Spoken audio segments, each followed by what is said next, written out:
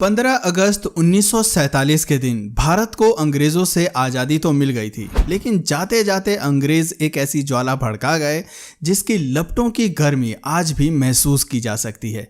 जहां कुछ लोग देश की आज़ादी का जश्न मना रहे थे, वहीं कुछ बंटवारे के दर्द से कराह रहे थे, क्योंकि आज़ादी के ठीक एक दिन पहले संपूर्ण देश दो हिस्सों में बंट गया था, भारत और पाकिस्तान। किसी ने कल्पना तक नहीं की थी कि 14 अगस्त 1947 की रात लाखों लोगों के लिए काल साबित होगी। लोगों को बिल्कुल भी अंदाजा नहीं था कि अगले ही रोज उन्हें अपना घर बार, जमीन जायदाद सब कुछ छोड़कर जाना पड़ेगा। इतना ही नहीं, बंटवारे की वजह से फैले दंगे में लाखों निर्दोष लोगों की जान चली गई। यही वजह है कि 14 अगस्त की काली रात को याद कर आज भी लोग सिहर उठते हैं, उनके रोंगटे खड़े हो जाते हैं। आज हम आपको इतिहास के काले पन्नों में दर्ज भारत और पाकिस्तान के बंटवारे की दुख भरी कहानी सुनाने जा रहे हैं। भारत और पाकिस्तान का विभाजन। कहते हैं कि एक गलत फैसला किसी की जिंदगी खराब करने के लिए काफी होता है, लेकिन यहां तो सवाल पूरे 33 करोड़ वाली भारतीय जनता का था। सोचिए उन पर क्या गुजरी होगी जब 14 अगस्त की आधी रात को यह घोषणा की गई कि अब देश का बंटवारा हो गया है। भारत और पाकिस्तान दो अलग अलग देश हैं, जहां मुस्लिम बहुल क्षेत्र को पाकिस्तान और हिंदुओं के बहुल वाले क्षेत्र को भारत घोषित कर दिया गया था। भारत और पाकिस्तान की जनता को अब अपने मजहब के हिसाब से किसी एक देश को चुनना था। बताते हैं कि इस बंटवारे की वजह से 1 करोड़ से भी ज्यादा लोगों को अपनी अपनी मातृभूमि छोड़कर जाना पड़ा था और आधिकारिक रूप से 1 लाख से ज्यादा लोगों को मौत के घाट उतार दिया गया था। लेकिन दोस्तों, ये फैसला सिर्फ दो देशों के बीच खिंची लकीरों तक सीमित नहीं था, बल्कि इसमें एहसासों, भावनाओं और दिलों का बुरी तरह कत्ल हुआ था। लेकिन इसकी किसी को परवाह नहीं थी।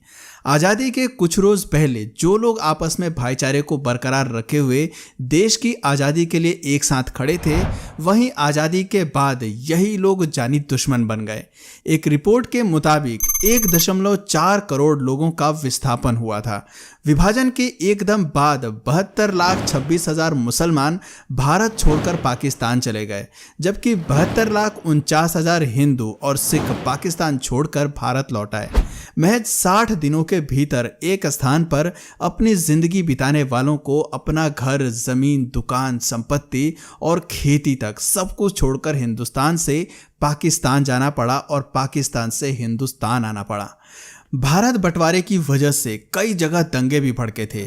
एक अनुमान के अनुसार इन दंगों में 10 से लेकर 15 लाख के बीच लोग मारे गए थे। वहीं 75,000 से 1 लाख के बीच महिलाओं के साथ बलात्कार, हत्या और अपहरण के मामले सामने आए। 13 अगस्त 1947 को लाहौर से अमृतसर के लिए एक ट्रेन रवाना हुई थी, लेकिन उसमें एक भी जिंदा इंसान अमृतसर नहीं पहुंचा। ट्रेन में सवार होने से पहले ही कई सिखों और हिंदुओं का कत्लेआम कर दिया गया। जब पंजाब बंटवारे की आग में जल रहा था, तब दिल्ली रेलवे स्टेशन से पाकिस्तान के लिए एक स्पेशल ट्रेन निकली, जिसमें पाकिस्तान में पलायन करने वाले सरकारी अफसर, कर्मचारी और उनके परिवार भी मौजूद थे। इस पाकिस्तान स्पेशल ट्रेन को दिल्ली से ठीक ठीक विदा किया गया था, मगर जैसे ही ट्रेन पटियाला के स्टेशन पर पहुंची तो उस ट्रेन पर हमला बोल दिया गया।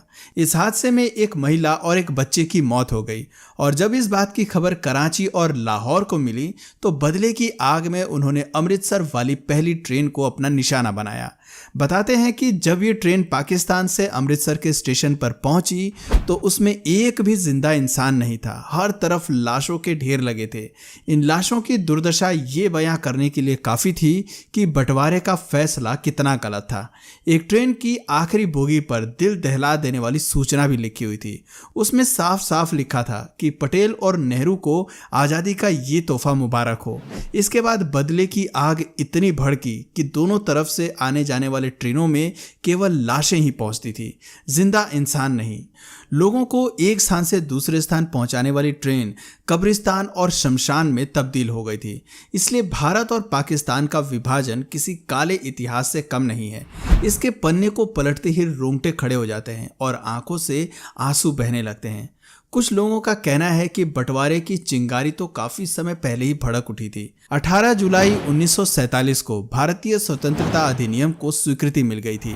इसी के साथ ही अंग्रेजों ने देश के 2 टुकड़े करने की भी ठान ली थी। उन्होंने इस काम के लिए लंदन के वकील सर सिरिल रेडक्लिफ को चुना था, जो कि कभी भारत आए ही नहीं थे। उन्हें यहाँ की संस्कृति, रहन सहन आदि के बारे में जरा भी जानकारी नहीं थी। वो केवल सिर्फ एक नक्शे पर लकीर खींचने आ रहे थे। उन्हें बिल्कुल भी आभास नहीं था कि वो कितने लोगों की जिंदगी बर्बाद करने जा रहे हैं। दरअसल अंग्रेजों ने फूट डालो और राज करो की नीति के तहत 1906 में मुस्लिम लीग को मान्यता दे दी थी। मोहम्मद अली जिन्ना मुस्लिम लीग के प्रमुख नेता थे। जिन्ना की इच्छा थी कि मुस्लिमों को एक अलग आजाद देश दे दिया जाए जहां वो अपने मुताबिक रह सकें। हालांकि पाकिस्तान का विचार सन 1930 से पहले तक अस्तित्व में नहीं था। भारत विभाजन की रेखा तब और मजबूत हो गई जब 1929 में मोतीलाल नेहरू कमेटी ने सिफारिश की कि सेंट्रल असेंबली में मुसलमानों के लिए 33% सीटें आरक्षित हों। कांग्रेस ने उस समय भले ही कमेटी की सिफारिश को नकार दिया, लेकिन इसका असर आगे देखने को मिला। इसको आधार बनाकर 1938 आते आते जिन्ना मुस्लिमों के अकेले प्रवक्ता बन गए। वो अकेले ही उनकी मांगों को जोरदार तरीके से उठा रहे थे। वहीं ये भी बातें बताई जाती हैं कि जिन्ना भारत का प्रधानमंत्री भी बनना चाहते थे, लेकिन ऐसा मुमकिन नहीं था। इसलिए उन्होंने पाकिस्तान के निर्माण की मांग की, जहां वो आराम से प्रधानमंत्री बन सके।